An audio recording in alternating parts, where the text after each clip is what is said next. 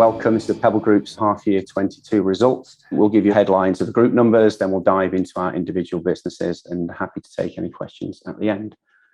My name's Chris. I'm the Chief Exec, been part of the business and the group and what it's evolved into for the last 22 years, and hugely supported by Claire, who's our CFO, and we've been together running the business for about 15 years or so.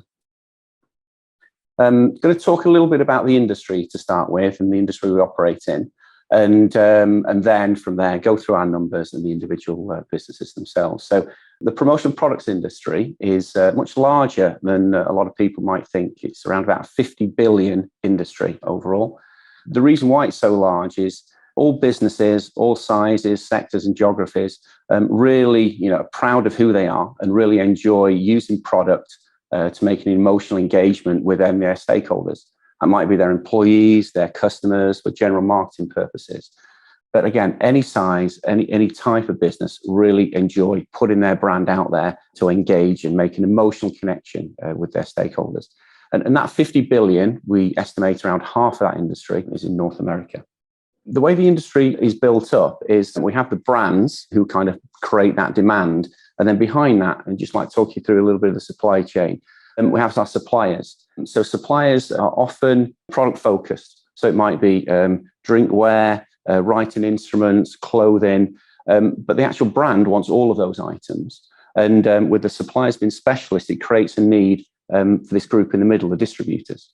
And that's really how our industry has operated for many, many years. We think a little bit that's changing though. Sort of more technology, the more that comes into play, technology is helping the smooth and efficient flow of orders between suppliers, distributors and the end user. And we feel that's really changing and quite quickly at the moment. And then secondary to that, what else is coming into our change is actually talking about sustainability and ESG. There's been a couple of false starts regarding sustainability in our industry where it's become important and something else has happened, it's gone backwards again. But I think that's really changed over the last 2 years. I think sustainability and ESG is really here to stay, and the customers and our brands are really demanding a sort of an understanding of where the product comes from, whose hands it's made in, etc. And so that sort of move of technology and that move around sustainability is really what's changed over the last year or so. And where do our businesses fit in? Well, Brand Addition is a large distributor. Brand Addition focuses on supplying product to some of the best known brands in the world, and that's under contract and internationally. So quite complex services that Brand Addition is doing for its customers and supporting them in their marketing needs. And then we have Facilisgroup. Facilis is a technology business and actually pushes technology across all three of those points of the supply chain. And in bringing into distributors order workflow that supports distributors and the smooth and efficient running of their businesses between the suppliers and their customers. And those 2 points at which Brand Addition operates in the promotional products industry. Quite different businesses, but very common in terms of the industry they're working in. And the working capital there is flowing between suppliers and distributors and end users. So Brand Addition has working capital and Facilis really doesn't. And Claire will go into a little bit of that detail later. So that's the industry operating. Looking at some of the headlines of the Pebble Group in the first half, it's gone very well. Business has been very good across both Brand Addition and Facilisgroup, and that's grouped in group revenues nearly 30% up and adjusted EBITDA 50% up. And so that very good performance, we don't see any drop off of activity at the moment. We continue to do quite well. And where's that come from? So really excited that Facilisgroup, its uninterrupted growth has continued. We really have a clear strategy to scale that organization, and we'll go into that in a little more detail. And then at Brand Addition, new client wins that we talked about in 2020 and 2021 are really beginning to come through and making a difference to this half's revenue. And we get a lot of questions around supply chain at Brand Addition. We've got some wonderful people across the globe managing that for us. And right now, that kind of feels very well managed and under control. So a slight introduction from me. I'm going to hand over to Claire. She's going to talk you through the numbers. Thank you. So we're sharing here all the KPIs for the group. And, the message I'm wanting to give to you is that these are all moving in the right direction. So we've got that nice growth in revenue that Chris referred to that's translating through to EBITDA, which is a combination of the volume increases in revenue and also some margin improvements, which we'll come on to in a little bit. Then that's flown through the P&L and into our cash flow, where we're 4 million ahead of where we were this time last year. On here, just giving you a visual of the financial dynamics of the group. And so when we get into the detail of the businesses, you'll see Brand Addition is that products business, and that dominates the revenue of the group. But then we've got the SaaS revenues from Facilisgroup, which generates some very special EBITDA returns. And that means at an EBITDA level, the group is pretty much 50-50 split between the businesses. P&L, it's here for the record, and I'm very happy to take any more detailed questions at the end. But we've got revenue growth of 30%. That's Facilisgroup. That's, is continuing to grow our partner numbers and also continuing to increase the share of spend that we get through our preferred suppliers. At Brand Addition, we've seen, continued growth in our new business, and also we're benefiting from the stabilisation in working patterns that we're seeing on some of our like-for-like customers.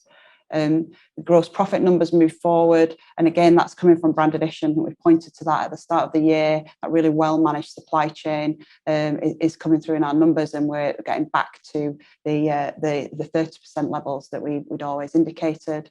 We've been through a period of investment in our strategic ambitions, particularly to scale Facilisgroup, and you can see that coming through in the D&A charge in the P&L. That's all translating through to an operating profit that's moving ahead of last year. Cash flow, really nice and straightforward, and where the numbers reflect the words that we use to describe our business. So we're growing EBITDA, we get that movement in working capital, and that's all associated with Brand Addition, but with that increase is proportionate to the growth in volumes in that business. And then we've got the additional capital expenditure, which is us investing in our ambitions to scale Facilisgroup. Balance sheet, again, I'm quite boring here, but really kind of straightforward and simple. It's blue chip backed assets, again, all linked to Brand Addition and the customers at Brand Addition. And the increases that you can see there are proportionate to the increase in revenue that we've experienced in that business. So we'll get into a little bit more detail on Facilisgroup. So I'll quickly go through the results, and then Chris will go through the business model, how we're progressing with Commercio, and then how we see things moving forward. So at Facilis, we've achieved 30% ARR growth in GBP, and that's 21% in US dollars. And that's, as I said, a combination of rate retention on our existing partners, incremental new wins, and us also benefiting from the increased contribution from our preferred suppliers. We've managed to maintain those fabulous EBITDA returns. That's whilst we are investing to grow, and that number's coming out where we indicated that it would do and where we expect it to be. And again, as I've just said, you can see the additional depreciation and amortization charge coming through as a result of us investing in our future for Facilis. Thanks, Claire. And so there's some special numbers in there. Facilis is a really great business that we're really focused on growing. And first, I'm going to go through some of the numbers behind those that are historic financials, but then talk about the plan that we have in place to grow the business going forward. So again, for the record, our revenues in sterling and in US dollars, but we split that between H1 and H2. And what you should think about is always H2 slightly bigger than H1 due to the kind of volumes through our industry and tend to be a little bit sort of slightly back-end weighted as well. So you're looking at those on the right-hand side. Facilisgroup is a US dollar denominated business. We'd expect our revenues to be higher than that 9.5 million in the second half than they were in the first. But again, behind those numbers, what makes those numbers work are these three things, really. So our partner numbers, the gross merchandise value that goes through our system from those partners, and then the spend that those partners make with our preferred supplier purchases. So if each three of these, the graphs are moving in the right direction, we know our business is progressing and scaling. And so again, another good year. We talked about uninterrupted growth in Facilis, and all through 2020, even you can see we've grown partner numbers, GMV, and spend with preferred. And again, looking on the right, split it out between H1 and H2. Expect H2 to be larger than H1 on some of those dynamics that are flowing through, but all giving us an indication that the business is in good shape. So then I'm going to talk a little bit now about sort of the industry and how Facilis fits in. So hopefully you recognise these slides from what we spoke about a few minutes ago, and where Facilis fits in. We'll go through, but I think it's important to kind of try and understand the scale of the organisation and what's happening. So we're providing technology and services through to distributors, which are then using those technology and service to interact with suppliers and end users.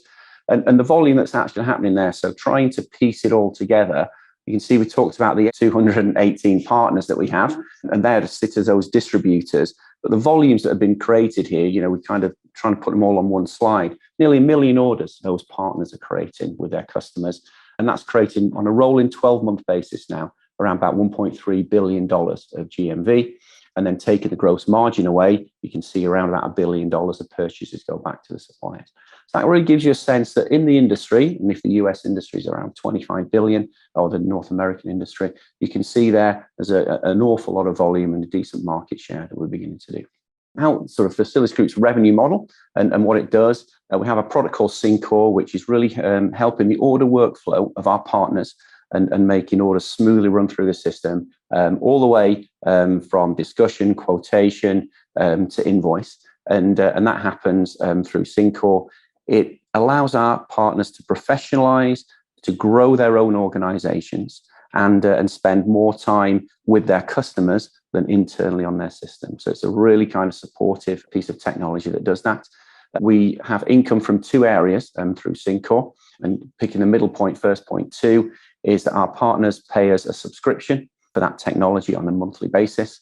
And then secondly, each time there's an interaction between our suppliers and the partner, there's a transaction there between them, then our partner benefits from that, and so do we in terms of some income. So that is the business that all the historic numbers are based on to date. But really excitedly, we're trying to kind of grow the business, we're trying to do other things. And now we're going to be trying to work on the sort of right-hand side of this chart and helping our distributors work with their brands and end users. And so in June, we launched a product called Commercio, which delivers e-commerce stores to partners or distributors to help them sell more to their customers. And our partners are already using some technology from lots of different suppliers to do this. And if they can do that through us, if we can integrate that with Syncor and really bring some great efficiencies to them, we see it's a great offering for our partners to help their businesses continue to grow and develop, and a really good tool for us in terms of acquisition of new partners, retention of existing partners, and growing the share of wallet as well. But also on Commercio, it's been built that not only does it serve our own partners, but it can serve the wider industry too. And something like over 20,000 small businesses in our industry in North America. And Commercio is the first product coming to market that we can place and point towards those businesses as well. So it's a really big and important step in us looking to scale our business from really proud of what it is today, where it's come from, but really excited about where it might be able to go to. So just a little piece here on Commercio. We've got commercio.com website is out there. So please kind of take a look at that and see that opportunity. But what we really do, we built a sales team over the last sort of 12 months particularly, and continue to grow that. So not only now selling in Syncor, but also selling Commercio, and a slightly different sell, but building a team around that, and extremely motivated. And the audience for Commercio, I say, is much larger, something like over 20,000. And by using our industry knowledge, attendance at trade shows, through the trade magazines, we really believe we can sort of get to that audience. The Facilisgroup name is very strong in the industry, and bringing a product to that audience, you know, we're very hopeful. There's some green shoots coming through in terms of early accounts and contract wins, but you know, very hopeful for where that product goes in the next 12 to 18 months. And we set ourselves some targets, looking to get to a 50 million recurring revenue number, and 50 million we certainly own and are looking to get there. When we started on this journey as a PLC, we were around about 12 million of recurring revenues. We expect to be over 20 in 2022. And so you can see going from 12 to 20, you know, 50 is definitely our initial target of where we want to be going through there. And that's not just owned by me or by Claire, that's owned throughout the whole team at Facilis, are really motivated and very, you know, dedicated to hitting those kind of numbers. In terms of progress we've made at the moment against our milestones for 2022, we brought those into play. You can see there, ramping up the income streams that we have by bringing Commercio into market, and I'll come back to where that 263 comes from. Our partners, an increasing number of partners, are doing well and getting that GMV on a rolling 12-month basis to 1.3 million. And then on the back of there, the spend through our preferred suppliers is doing well as well. So we'll keep tracking against these numbers. And as I say, sort of to us, 50 million is a really important target that we do own. And to us, it will be really, you know, when rather than the if is certainly what we're kind of pushing on internally on that milestone. And so just give you a little flavor of how Commercio is helping us grow and develop. So 206 Syncor partners at the end of the year, and really nicely, that's turned into 218 right now. We're ambitious to keep that number growing. But where Commercio comes in now, it gives us access to that 22,000. Got 14 in the first couple of months, on top of another 31 of actually our existing Syncore partners. So you can see here now we've got 260 plus income streams that going from Syncore to Syncore plus Commercio allows us to do. And obviously in our aspiration of coming to market, we want to grow all of those numbers. So you can see how there the opportunities begin to roll up and come through. So really exciting opportunities for this business. Got a super team and a growing team who are dedicated, and got that 50 million in their minds, that's for sure.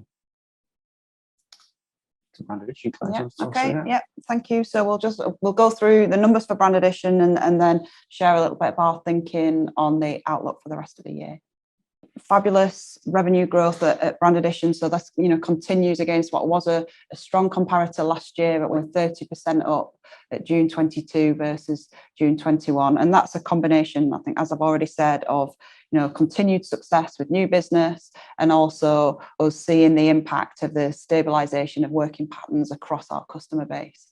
The team have done a brilliant job at getting that gross profit number back up to 30%. So last year we were impacted by the additional cost of Brexit and the heavily escalating freight rate prices, but the margins over the historic period at Brand Addition have always been around 30, and that's where the business has got back to. So that volume and the increase in gross profit is moving through to EBITDA and again moving that percentage forward. Sharing here a split of our revenue by client and by geography. And I think that this is just telling us that there's a really nice spread across sectors and across geographies that gives Brand Addition some insulation against what might be coming, but also, kind of gives us opportunities to grow as well. And here, hopefully those of you that have been with us on these presentations before, you'll recognise this slide, but this is us just giving a view of where we see 2022 turning out. So 115 is the number that's out there in the market for us at the minute. And I think, as we stand today, we feel that we're in a sensible place against that and feel quite comfortable with it based on what we've invoiced to the end of June and what we know in terms of activity that's happened since then. And how will we get to that? Then, we had amazing growth in our consumer promotions division between 20 and 21. So what we, our expectation is that we'll hold on to that growth. And so, that pale blue line will be a similar number when we get to the end of 22.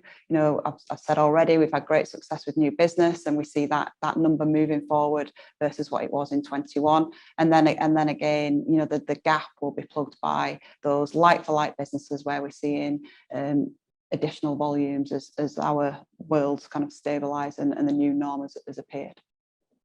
Thank you. And then, so that's a bit of detail on the two businesses. We're going to kind of finish on some ESG and then some highlights, and very happy to take questions after that. But ESG is really important to us. It's not hard. It's kind of something it's not hard for us to do. We want to embrace it. We want to do it really well. We have some super people who are dedicated to it, who are based with the Pebble Group, but then they're liaising with our businesses on a day-to-day basis to make sure what we talk about is lived and breathed and in the businesses, and it's just a part of the business as anything else. So we published our first report last year. We're really pleased that I think in October our second report comes out for 2022, and working hard on that. But here's showing the 4 cornerstones that we pulled together after talking to our people, our customers, our suppliers, our investors, saying what's most important to them when they think of us. And from that feedback and from sort of all the best practices out there, really try to make something our own and own it and put it in our tone of voice. And that's translated as some 4 principles into kind of what goes on a day-to-day basis in the business. And our businesses are different, so we have to have a different view of things and a different focus in different areas. But I'll leave that there for the record and just say kind of it's just a good thing.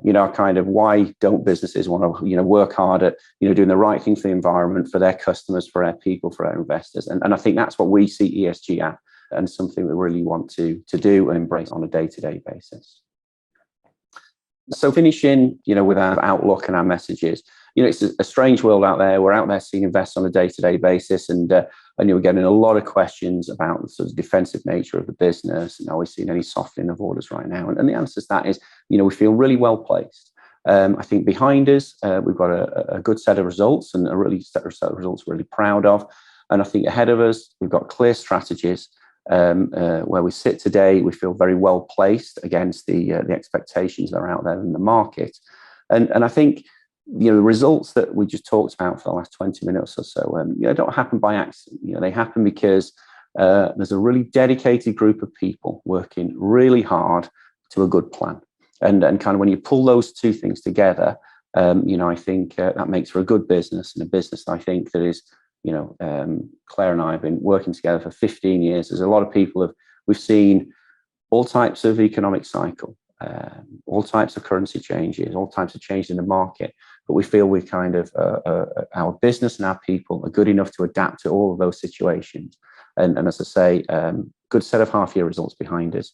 And I think, we feel well placed for the rest of the year as well. But it's always a great opportunity at this point for me to say thanks to that teams who are behind it, from Asia, Europe and North America, across the Pebble Group, Brand Addition and Facilis, and just say thank you to those guys for all the hard work. We really appreciate it. It's definitely, comes through in the results and the feedback we've had from our investors so far. So, that's us really giving you the headlines in the business and where we are, and really pleased to take questions right now. How much more incremental cost is required for Facilis over the next couple of years? And what would be a sensible margin expectation for Facilis when it gets to $50 million revenue? I'll take the first one. I'll let Chris take the second bit of that. So I think, what we've said is to focus on a 50% EBITDA return for 22 and 23 feels like a sensible number. And I'll let Chris give the where he thinks where he thinks we can get to. But I think our view is once you start to get towards 50 million ARR, it's clearly really difficult to keep that number down at 50%, and we would definitely that definitely will be moving north. We just let's see where it is when we get there. Yeah, and in terms of CapEx that's going in over the next couple of years. Yeah. And so I've given some guidance in the back on CapEx, because obviously that will come through the P&L, through the D&A. And so I think, there's around I've split that between tangible and intangible, and that intangible investment is largely all Facilis. And I would say that we should expect that to repeat next year at a similar level. And then we'll expect that to, to tailor off and become a more maintenance level of CapEx. And how many new contracts were won for Brand Addition in the first half of the year? And so it's not a number we'll actually disclose out there, but think of Brand Addition, let me go, as typically would win sort of, between 5 and 10 contracts per year. And you might say then there's probably 3 or 4 of those become quite meaningful. And I would say the success, the new business team done an amazing job over the last 2 or 3 years. And I can't think have that trend in your mind. I think Claire showed the slide that sort of had the pieces of new business. I think new business over the last couple of years has rolled into 10 million, and kind of think of that pattern as repeating itself, I think would be the right thing to do. And how much visibility do you tend to have over orders at Brand Addition? So we have, kind of visibility on that consumer promotions piece, which is, again, if you go back to Brand Addition's a column chart, the 46 million that's attached to the consumer promotions business, we have great visibility of that. So that's kind of, between 3 and 6 months in terms of what's coming through there. In the corporate program business, slightly different. We do have some projects that give us 2 or 3 months visibility. But I suppose what's really kind of nice about the mix of business that we have some kind of large pieces that we have great visibility in the future, but we can kind of really sort of generate orders on a sort of day and weekly basis as well. And as Claire alluded to, where we've got to at the half year, from what the outlook is, and the analyst is 115 million revenue, and what we have kind of billed and ordered in between there, it feels like a very achievable number for us to get to by the end of the year. And new client wins from 2021 have driven a lot of growth you're experiencing now. Looking forward to 23, how is the new client pipeline looking? Yeah, and I think, so growth, we put the new, and that new, but isn't just, it is growth from 2020 and 2021 and anything that comes in 2022 as well. So we sort of set the points for everything from 2019 is included in that number. And so we've had great success and the business has done extremely well. And as I said, we always point people on Brand Addition to think of high single digit year-on-year growth. That can come from doing better with our existing customers, either geographically or through their other brands as well as from new business as well. But so I kind of always point people when they're thinking of Brand Addition, think high single digit revenue growth year on year. And the great thing about that business with consumer promotions, working with some of the best brands in the world and the corporate program business as well, we're doing that over multiple geographies. So some amazing brands and a couple of different sort of routes to market. So that allows that high single digit growth to come from a number of areas. So we'd always point people high single digits year on year. So you see growth across all regions? Yeah, I think many of the contracts Brand Addition are winning that's why that business is winning them, because it's multi-region. Great people and offices of substance in Europe, Asia, and North America, and that means a new business pipeline or a new business target based in North America. Actually, we'll get that over the line, because we're able to service that in Europe and Asia, and that kind of counts, across all the different regions. So a lot of the new business we're in now, the reason is the investment, the infrastructure that's been put in there, and good people translating that across geographies. That's why the business is winning and growing. And in Brand Addition, it sounds like you're not seeing any slowdown from the weaker consumer backdrop. But is there also a risk that retailers decide to stock fewer products? And if so, would that have a direct impact on the business? Brand Addition and retail is about that consumer promotions piece again. That sort of that part of the column is 46 million, and there, what we supply to our customers is gift with purchase. Really, that's the main thing. So we are helping our customers sell their product. So if you went to in store and saw a pack of product and it actually had a gift with it to help push the core product itself, that gift with purchase is what we're supplying. So we're a really key part of our customers making sales to their audience. And so actually, we've never found through recession, they haven't pulled back on that. We're actually a key part of making sure they can keep their sales in front of the consumer. And if the consumer's making a choice, that gift with purchase helps them make that choice towards their product. So as of now, and these are on long lead times as well. And so as of now, we're not seeing any softening in that part of demand of our business. And I'd guess Commercio is going up against Shopify. Is that correct? And what's your edge against them and Commercio's other competitors, given their much greater scale? So there are hundreds of providers of e-commerce platforms. I think what became clear to us is that our partners were using something like 25 different options. And that sort of says to me that nothing's really working. Nothing had a good market share at all. And our partners were coming to us and say, look, can you produce something that's bespoke to this industry and integrates into Syncore? And so rather than us push something into the market just as a sort of Me Too product, we believe we're bringing something to the market in an industry we really know well, bespoke for this industry that integrates into Syncore. And so it's been pulled from our partners rather than us pushing it to them.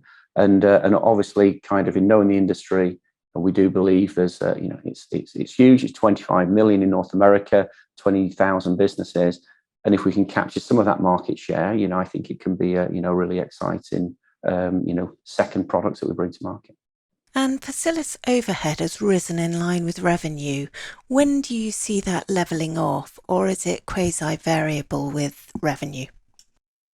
I think we're putting more people in sales, into marketing. We're also now back doing events, which is really great. So we had, I think, over 750 people at an event in Orlando. Our partners, our preferred suppliers, our team all coming together and interacting. It was fantastic.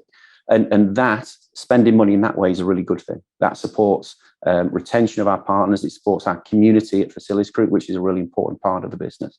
And so that, is a good thing that's been going up and for our organization. I think, as Claire sort of said earlier, there's a point at which we scale the revenues that the margins do get bigger because you can't possibly, spend at the same rate as which you grow. The point at which that is, I think we're not really sure. But I think it's such the right thing for us to do now is to spend money on scaling, because if we do, I think the rewards are really powerful. And so investment today is absolutely going into our teams, our sales and marketing teams, our partner success teams, and also into our technology teams as well. So I think spending money now is a really good thing, and I appreciate that kind of my sort of margins are still 50%, so it's still an amazing number. But if we can scale that, I think the next 2 or 3 years of margins will be really special. And within Facilis, is the GMV being driven more by price or volume?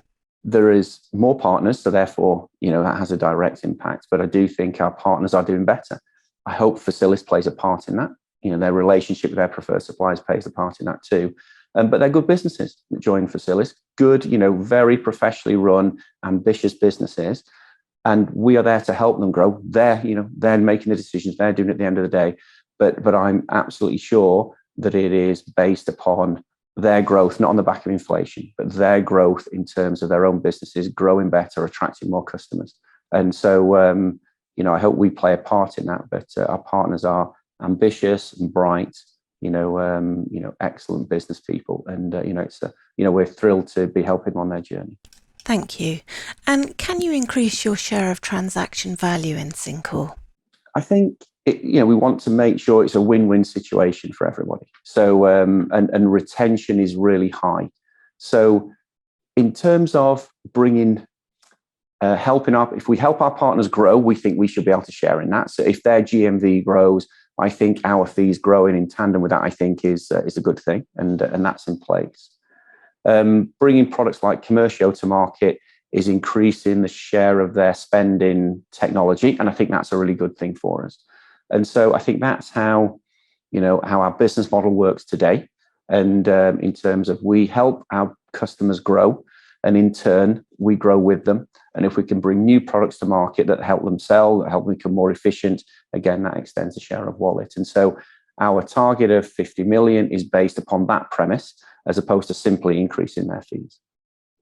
And could you talk about the operational footprint of Brand Addition? For example, how many warehouses there are and where they're located, and how did the consolidation of the European warehouse progress go in the period? When we talk about Brand Addition, I think it's, you put a map of the world in, it's easy to put some pins on there, isn't it? And say, this is where we are everywhere.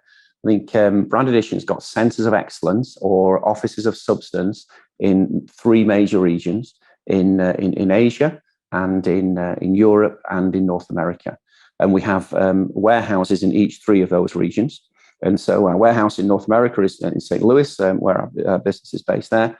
In Europe, we have 2 warehouses, one in Germany and one in the UK, and in Asia, a warehouse in Shanghai. So the way Brand Addition works is like offices of substance in all 3 of those regions.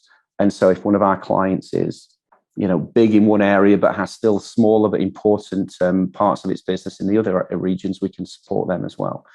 And I think the question was the consolidation of we put the majority of our warehousing now in Europe into Germany.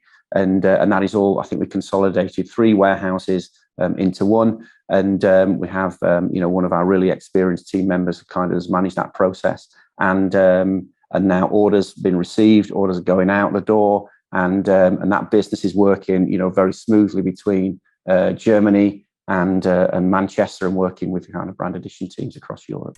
And in Facilis, EBITDA increased double-digit, but operating profit declined double-digit due to amortization of capitalised R&D. Should we not be focusing on operating margins given the R&D spend required to drive GMV, etc.?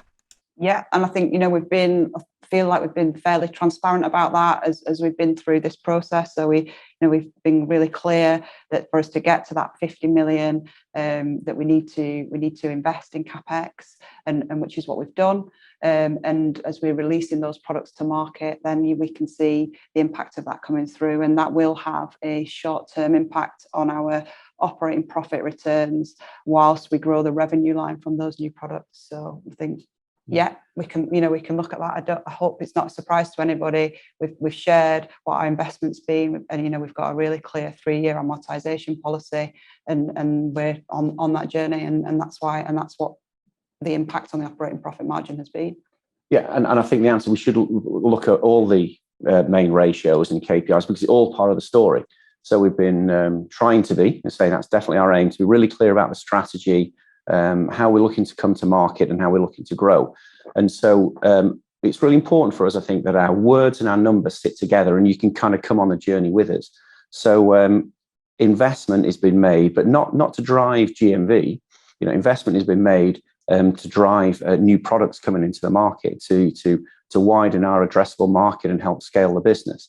So I think if you go through our materials, you kind of put the words and the numbers together. I think we shouldn't concentrate on any single line in our numbers, particularly in this period where we're trying to scale and grow. I think from our KPIs on preferred partner numbers, customer numbers, and GMV, to top line growth and EBITDA growth and operating profit, it all plays a part in understanding the business that we're running and trying to grow. And do you have any other new product plans which might require significant investment? So we haven't sort of touched upon it in this set of results, but our strategies are consistent with what we talked about last time. So we are kind of, as Commercio brings as a product that we can bring into that tail of 20,000 smaller distributors, we are looking to bring an order workflow product into those smaller distributors as well, and work is going on with that.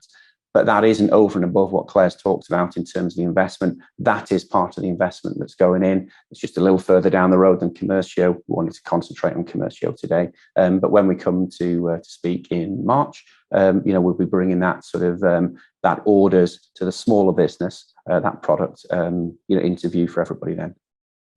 How are you reaching non-Syncore customers for Commercio?